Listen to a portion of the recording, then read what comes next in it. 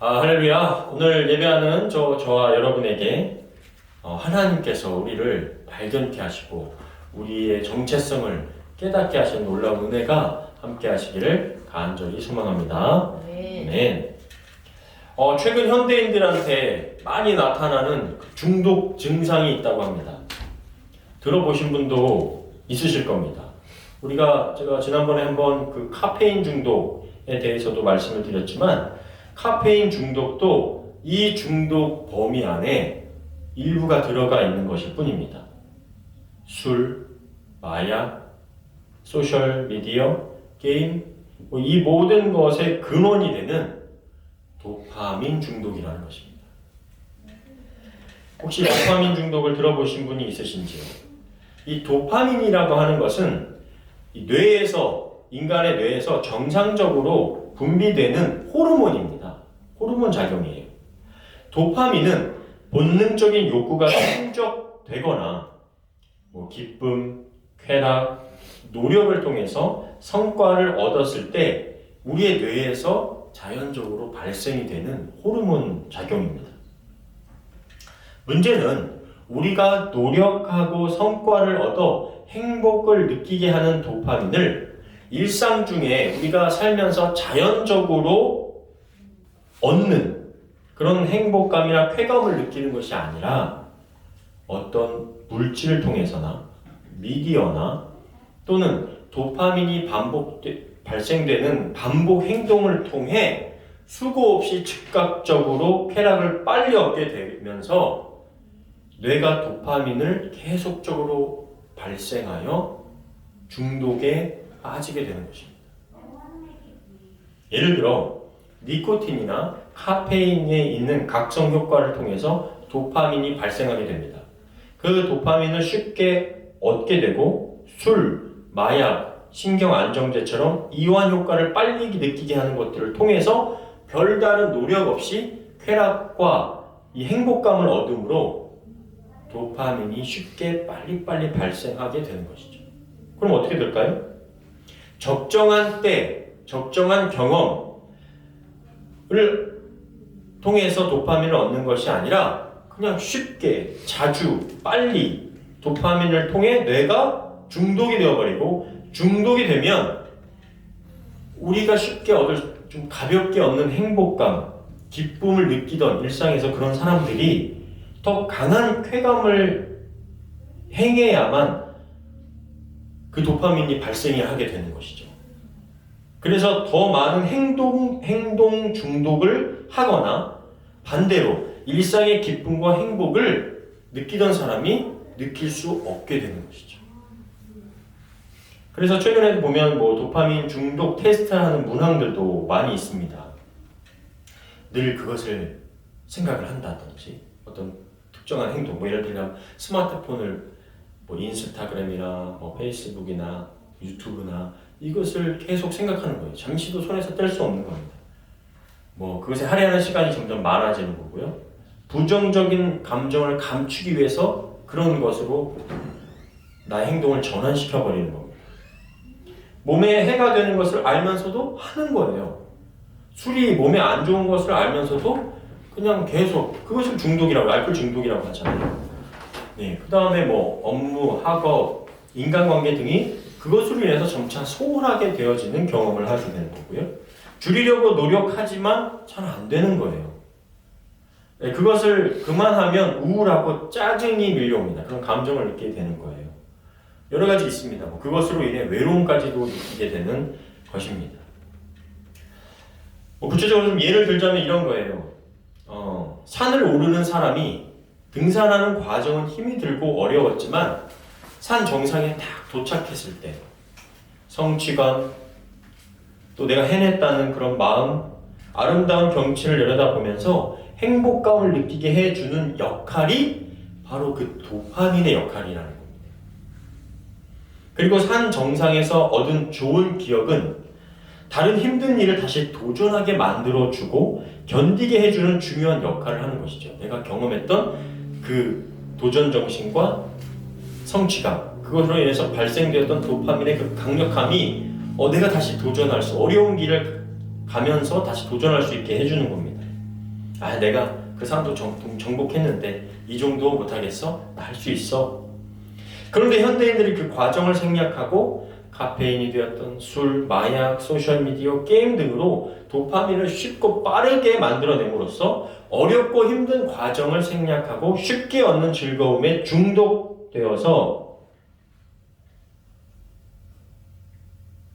중독되고 또 과도하게 발생된 도파민이 강박증이나 조현병이나 과대망상증을 일으키게 된다는 것입니다. 여기서 우리가 중요하게 볼 게 바로 그것이죠. 어려운 과정을 생략하게 만드는 도파민 중독인 겁니다. 과정의 중요함보다 쉽고 빠르게 결과를 얻으려고 하고 더불어 그 결과가 나에게 즐겁고 행복감을 주어야 한다는 강박에 시달리는 겁니다. 나와 비슷한 또래의 사람들이 SNS에 올리는 여행, 음식, 운동, 성공한 듯한 모습을 보이면 그것을 그 사람의 결과처럼 느껴서 하나님께서 지금 나에게 주신 과정보다 빨리 내가 보고 있는 그 사람처럼 어떤 그 결과물처럼 그 결과를 얻고 싶은 욕망이 우리 가운데 일어날 수밖에 없다는 거예요. 더불어 하나님께서 주신 우리 각자의 인생은 세상이 말하는 해피엔딩이라는 보장이 없습니다. 모든 인생 그 자체가 가치 있고 우리는 그 의미를 발견하며 살아가는 것이에요. 인생 모든 것 자체가 어떻게 보면 과정이라는 것입니다. 그런데 현대인들에게 많은 문제가 되는 중독은 우리가 그 의미를 발견하지 못하도록 뇌를 손상시켜 버리는 겁니다. 생각하게 하는 힘을 상실해 버리게 합니다. 중독자들의 뇌는 마약이든 게임이든 알코올이든 음식, 여행, 운동, 소셜미디어든 그 중독된 자의 뇌의 모습은 다 똑같다라고 하는 거예요.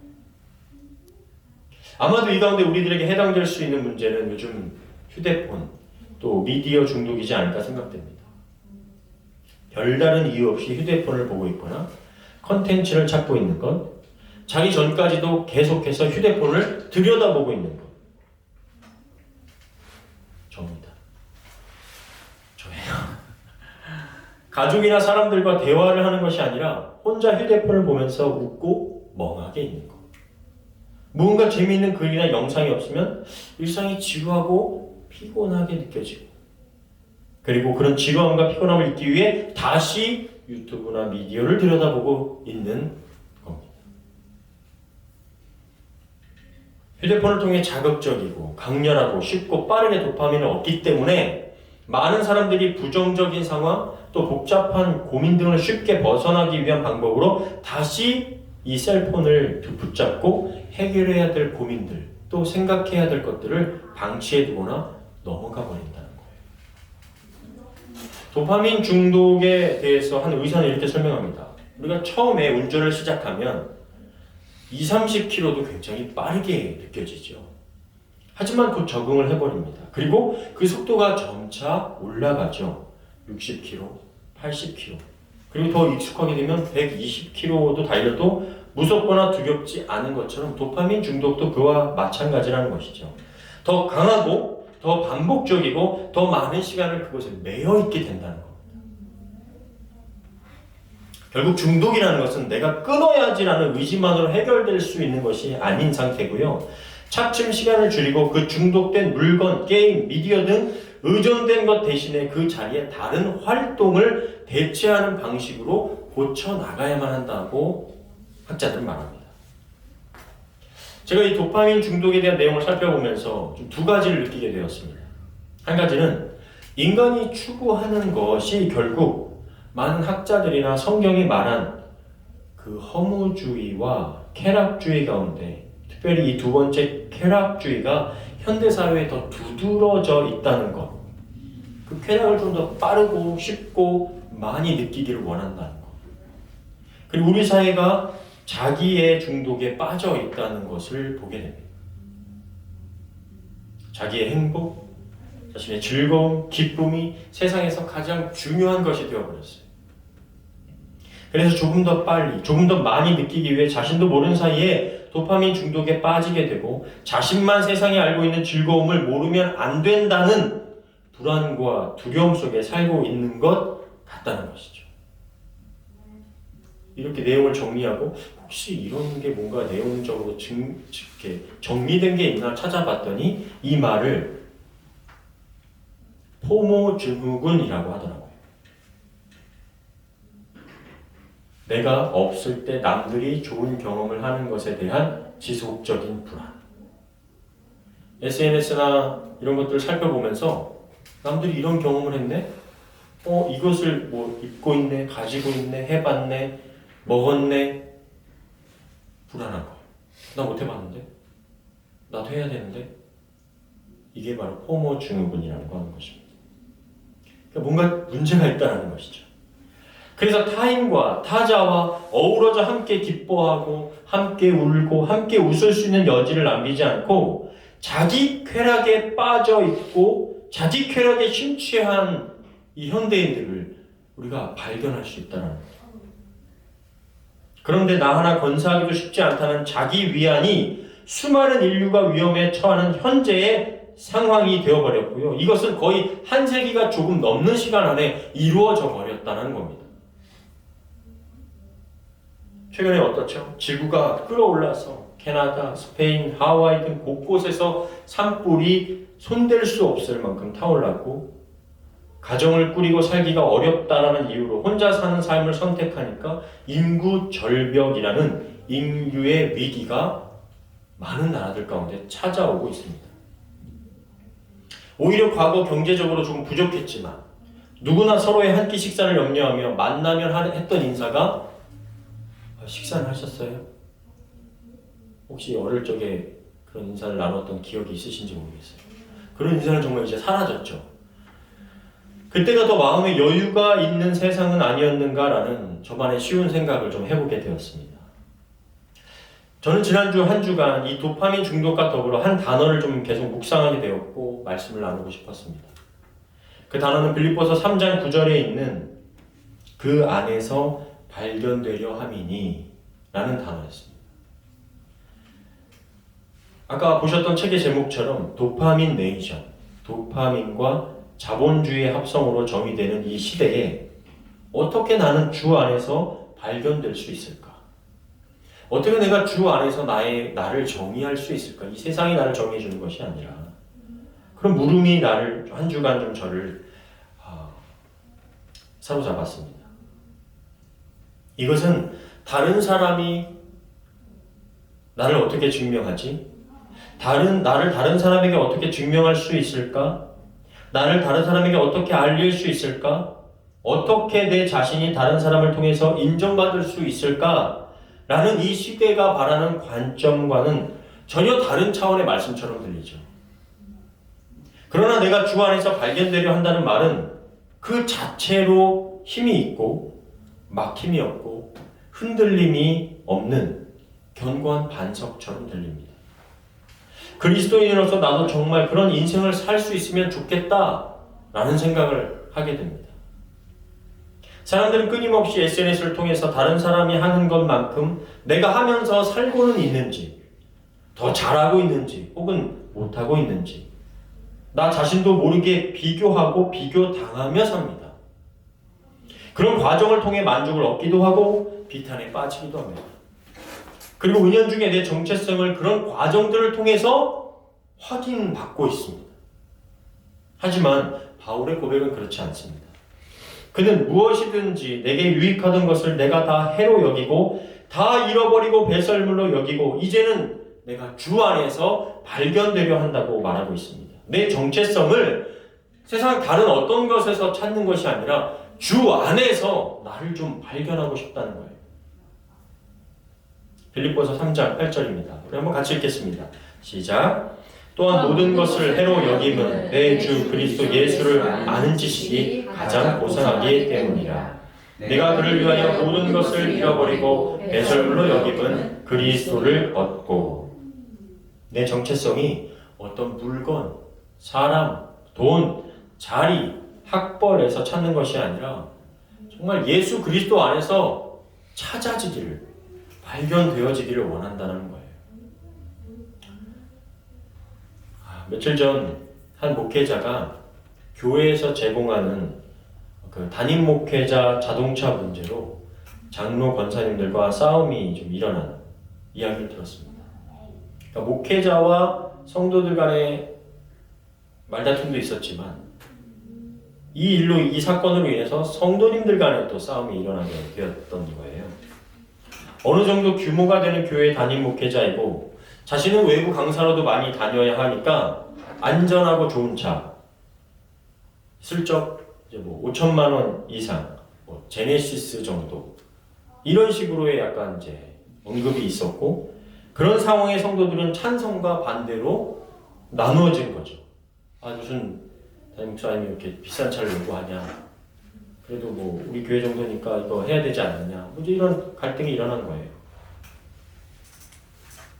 참 어떻게 보면 부끄러운 이와 같은 이야기는 자동차 크기와 성능이 자신의 능력인 것처럼 여기는 한국 사회의 모습이 교회 안에서도 똑같이 나타난 것이라고 밖에는 설명이 되지 않습니다.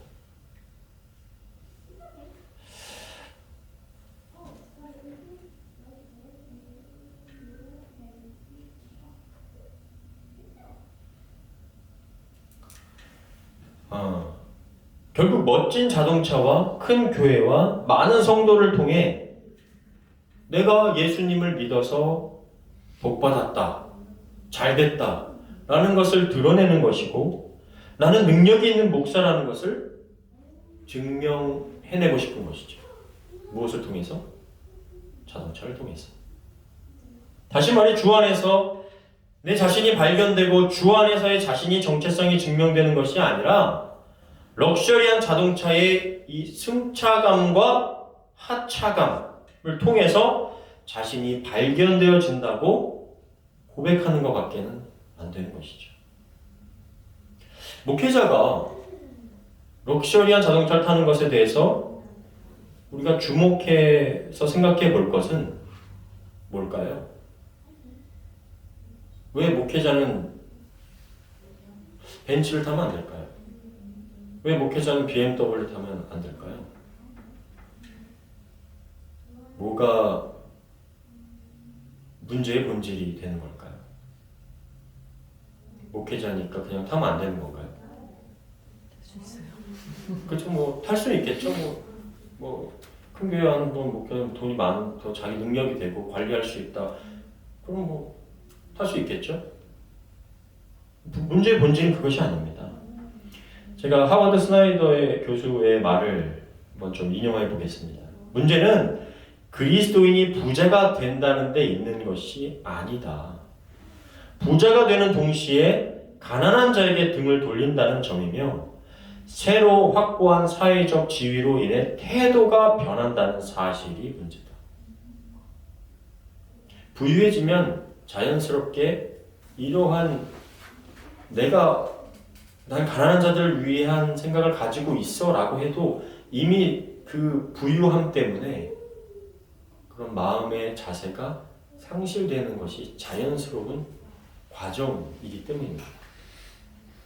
심리학자들이 말해요. 수많은 기업의 CEO 자리에 있는 사람들, 권력의 상위층에 있는 사람들의 공감 능력이 떨어진다고 말합니다. 돈이면 다 된다라고 생각을 하고요. 가난한 자들의 아픔을 진짜 내 아픔처럼 여길 수 없게 됩니다. 자신이 아무리 어려운 시절을 겪고 그 자리에 올라갔을지라도 지금 어려움을 겪고 있는 사람들을 향한 아픔과 공감, 힘든 이유에 대한 마음의 여유가 사라져 버린다는 것이 심리학자들의 말입니다. 그래서 목회자가 럭셔리한 차, 부유하게 살면 위험해질 수밖에 없는 이유가 바로 그것입니다. 또 몇 해 전에 한국에서 목회자들이 입는 가운으로 이슈가 좀 있었습니다. 제가 가끔 성찬식 할 때 입는 하얀색 가운 있죠. 그 가운에 목회학 박사과정을 수료하고 자신이 입고 있는 가운데 박사 표시를 할 수 있는 옆에다가 이 석줄을 이렇게 줄을 새기면 그게 박사라는 표시거든요. 그것을 새기는 것이 한때 좀 유행이 있었습니다. 지금은 뭐 그런 이야기 자체도 잘 하지 않지만 흔히 비행기 박사라고 해서 이 돈을 들여서 미국이나 어디 다른 나라에 박사 과정을 짧게 하고 오는 거예요. 논문을 써서 보내면 그것이 통과가 되면 비행기 타고 가서 이제 사진 찍고 이제 그리고 돌아오는 그런 과정들을 했었습니다. 그래서 이제 여기다 가운에다가 박사라고 하는 세 줄을 새겼던 것이죠. 자신의 학력이 이제 박사다라는 것을 티내기 위해서 강대상에서 그 옷을 이제 입고 하는 것이 좀 문제가 되었던 적이 있었습니다. 이것을 오늘 말씀에 좀 대입해 본다면 나는 다른 것을 다 해로 여기고 자동차 안에서 내가 발견되려 함이니 나는 다른 것을 다 해로 여기고 박사 안에서 내가 발견되려 함이니 진짜 저와 여러분이 인생의 행복과 목표라는 것을 한번 여기 한번 넣어 보시죠. 나는 다른 것은 다 해로 여기고 돈 안에서 내가 발견되려 합니다. 다른 것은 내가 다 해로 여기고 명예 안에서 내가 발견되려 함이니 차 안에서, 명품 안에서, 건물 안에서, 인기 안에서, 힘 안에서 내가 발견되려 합니다. 그것이 나의 정체성이 된다는 것입니다. 우리가 신앙생활하면서 정말 나라는 사람이 나의 정체성이 무엇으로부터 증명되는지 발견되지 못하면, 깨닫지 못하면 절대로 우리는 생각이 바뀔 수 없고 나의 가치관이 바뀔 수가 없습니다. 진정한 내가 누구인지 알지 못하면 그냥 이런 것들에 계속 휩쓸려 살다가 가는 거예요. 여러분, 저는 그동안 제 개인적으로 생각해보면 내가 성숙해지고 변화되는 것에 대해 어떤 대상을 좀 많이 의지했었던 것 같습니다. 훌륭한 지도자. 야, 내가 진짜 그분 밑에서 배웠으면 지금보다 좀 더 나았지 않았을까? 인생에서 정말 칭찬받는 좋은 교회에서 내가 일했었다면 지금보다 내가 좀 더 잘할 수 있지 않았을까?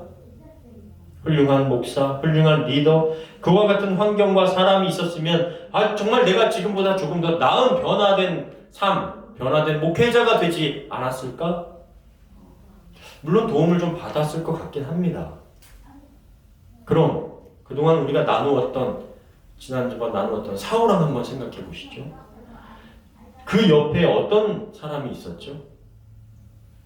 그를 도와주었던 사람이 정말 하나도 없었던가요? 그를 변화시킬 수 있었던 사람이 한 명도 없었던가요? 그 옆에 누가 있었습니까? 기도하기를 쉰 것을 죄로 여겼던 하나님의 사람이었던 사무엘이 있었어요. 그러나 사울은 그 완고함을 바꾸지 않았어요. 사울은 왕의 자리를 통해 그 자신이 증명되기를 바랬던 사람이에요. 출애굽하던 이스라엘 백성의 지도자 모세는 하나님의 얼굴을 대면하여 알기까지 뛰어난 지도자였지만 이스라엘 백성들은 어땠죠? 그들이 변화되었나요? 야, 너만 리더냐? 야, 물 내놔, 고기 내놔 하면서 가나안 땅 앞에서도 야, 우리 못 들어가. 지금 걔네들 엄청 커. 애들이 힘이 엄청 세. 하며 하루도 조용할 날이 없었던 사람들이었어요. 지도자가 모세인데. 구약에 수많은 예언자들이 있었지만 사사기의 말씀처럼 자신의 소견에 좋은 대로 행했던 것처럼 다 각자 마음대로 살던 사람들이었어요. 왜? 그들이 하나님을 통해서 자신의 정체성을 발견하려고 하지 않았기 때문이에요. 그들은 자기 좋은 대로 살던 사람들이었어요. 절대로 하나님 안에서 자기 자신이 발견되려고 마음을 바꾸고자 했던 사람들이 아니었기 때문이었습니다. 여러분, 심지어 가룟 유다는요, 예수님과 함께 3년 동안 다녔어요. 예수님까지 팔아버렸지만 절대로 변화되지 않았다고. 자기 생각대로, 자기 고집대로 했지만 죽을 때까지 변화되지 않았다니까요. 그런데 저와 여러분이 그렇게 쉽게 변화가 되겠습니까? 사람이 쉽게 변화가 됩니까? 내 생각이 그렇게 쉽게 바뀌는 게 아닙니다. 내 캐릭터가 그렇게 쉽게 바뀌는 게 아니에요. 내 안에 성령이 오셔서 내 세상에 중독된 내 자아의 자리에 주님이 오셔야 변화가 되는 겁니다.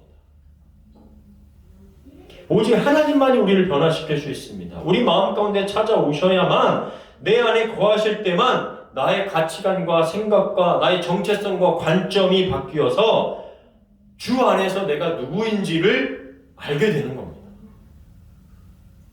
그럼 바울이 말하는 주 안에서 발견된다는 뜻이 뭘까요? 주 안에서 내가 발견되려 함이니 어떻게 발견된다는 것일까? 그 발견된다는 게 무슨 뜻일까요? 유진 피터슨이 쓴 메시지 성경은 이렇게 번역합니다.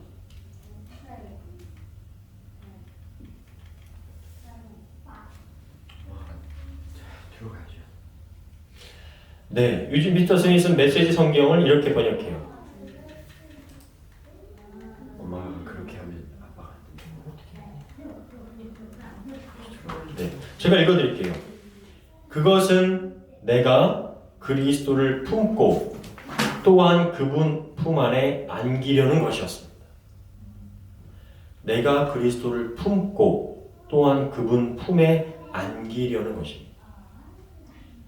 현대의 성경은 이렇게 번역해요. 그분과 완전히 하나가 되기 위한 것입니다. 내가 주 안에서 발견된다는 건 그분과 하나가 되는 것. 내가 그분을 품고 그분이 나를 품고. 결국 예수 그리스도를 믿는다는 것은 주와 내가 하나가 되는 거예요.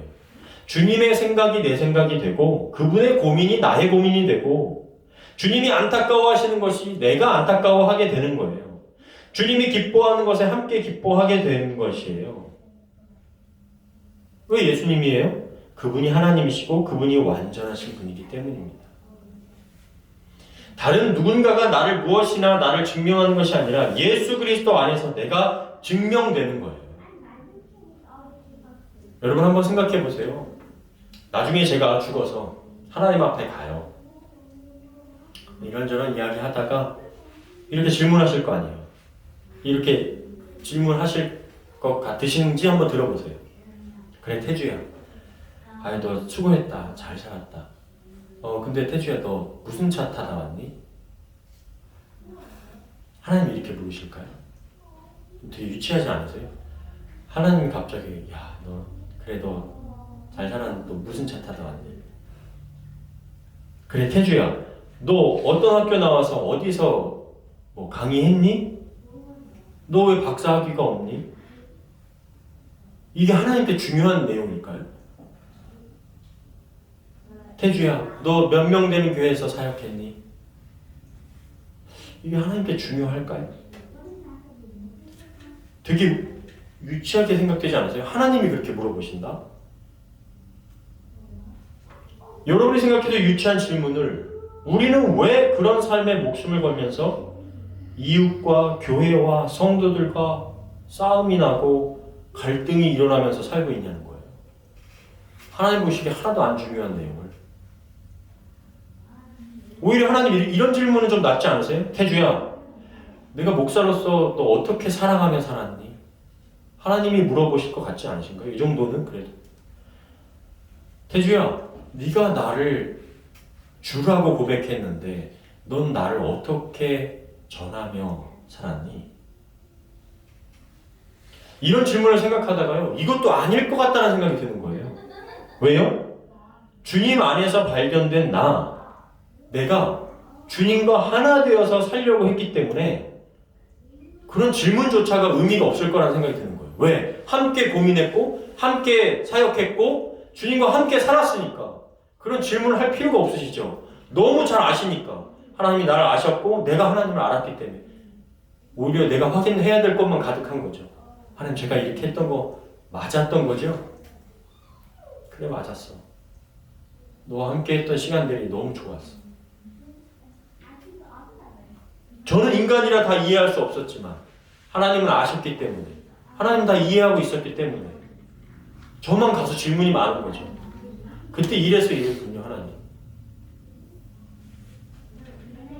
이 땅에서도 주님과 함께 살려고 노력했으니까 천국에서 주님 만나면 더 익숙하고 더 편안하고 더 기쁘고 행복한 거죠. 그래서 바울이 이렇게 고백해요. 빌립보서 3장 10절부터 11절. 내가 원하는 것은 그리스도를 바로 알고 그분의 부활의 능력을 체험하며 그의 고난에 참여하고 그분의 죽음을 본받아 어떻게 해서든 나도 부활하는 것입니다. 주님이 살았던 삶대로 나도 살고 싶고, 그래서 어떻게든 나도 부활하고 싶습니다. 한마디로 구절의 말씀을 풀어 말하는 거죠.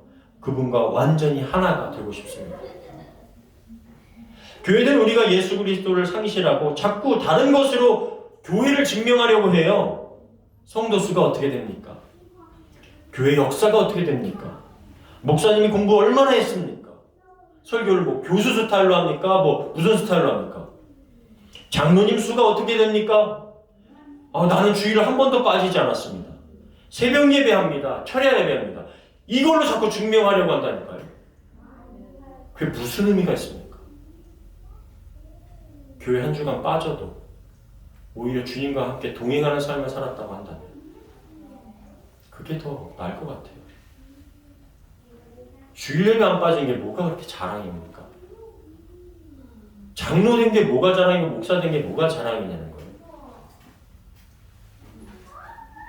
지나고 보니까 주 안에서 나라는 존재가 어떤 존재인지 어떤 자인지 발견되지 않으면 새벽 예배 드리는 게 나의 치성과 정성, 내 열심 보이는 것밖에 안 되는 거예요. 제가 그렇게 했습니다. 30년 동안 새벽 예배 한 번도 안 빠졌습니다. 비나이다. 그게 뭐가 그렇게 대단한 거예요.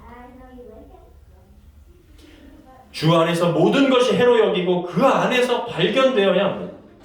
주님이 나를 인정하지 않으면 그 모든 쓰레기 모으고 추구하다가 끝나버리는 인생 되는 거예요. 주님 그거 나 너 모른다 한다니까요. 여러분 생각해 보십시오. 여러분의 자녀를 다른 세상에 어떤 가치 있는 것과 바꿀 수 있습니까? 한번 생각해 보세요.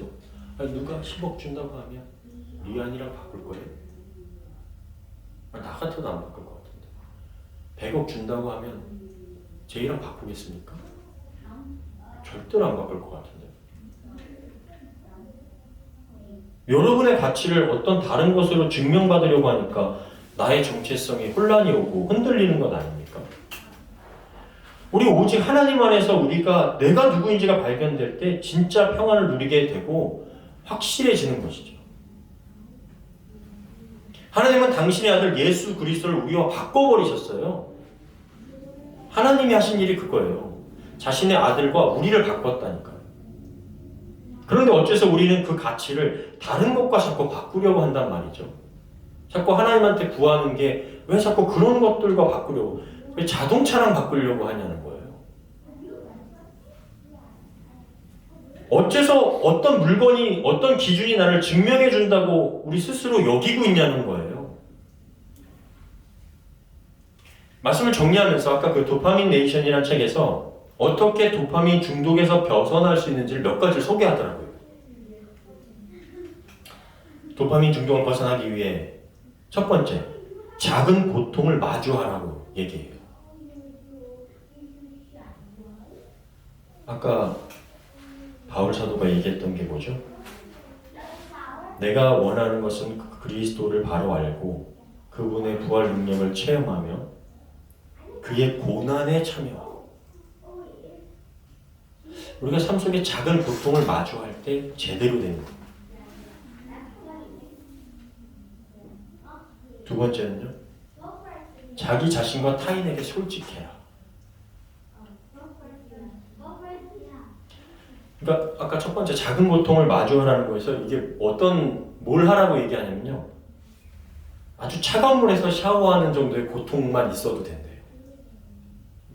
그러면 내 뇌가 이 행복감과 쾌락을 관장하고 있던 그 도파민 회로가 중독에서 벗어난대요. 작은 고통만 마주해야 돼요. 놀랍지 않으십니까? 고통과 쾌락의 균형을 찾아간대요. 두 번째, 자기 자신과 타인에게 솔직해지는 겁니다. 솔직함은 내 의식을 고취하고 친밀감을 높이고 마음을 여유 있게 만들어준대요. 세 번째, 수치심을 긍정적으로 활용하래요. 이게 뭐냐면 공동체 안에서 서로 자기 자신을 오픈해서 공동체성을 가지게 될 때 중독이 치유가 된대요. 교회 다니라는 얘기라고 자꾸 들리더라고요. 하나님 안에서 주님이 하셨던 그 고난, 누군가를 향해서 나의 아픔을 나누고 솔직해지고 함께 이야기 나누는 것, 이것만으로도 중독이 치유가 된다는 거예요. 이와 같은 내용이 마치 그리스도의 고난에 동참하라는 말처럼 들렸고요. 교회 지체들과 함께 교제를 나누라는 말로 들렸고요. 하나님께 내 자신과 교회된 지체들과 함께 솔직함으로 기도할 때 중독이 해결되는 거예요. 멀어지는 거예요. 이거 우리 교회 다니는 사람이면 이미 다 알고 있는 내용이에요. 뭐 도파민에이션 안 읽어봐도 되는 내용이에요. 사랑하는 저와 여러분, 주 안에서 우리가 발견되기를 원합니다. 주 안에서 주님과 함께 살아가고 하나 되기를 원합니다. 주 안에서 저와 여러분이 증명되기를 바랍니다. 그 가치가, 여러분의 가치가 어떤 가치인지를 알기를 원하고요. 주 안에서 저와 여러분이 정말 주님 안에서 화목해지고 하나 되어지는 은혜가 있기를 주님의 이름으로 간절히 축원합니다. 아멘.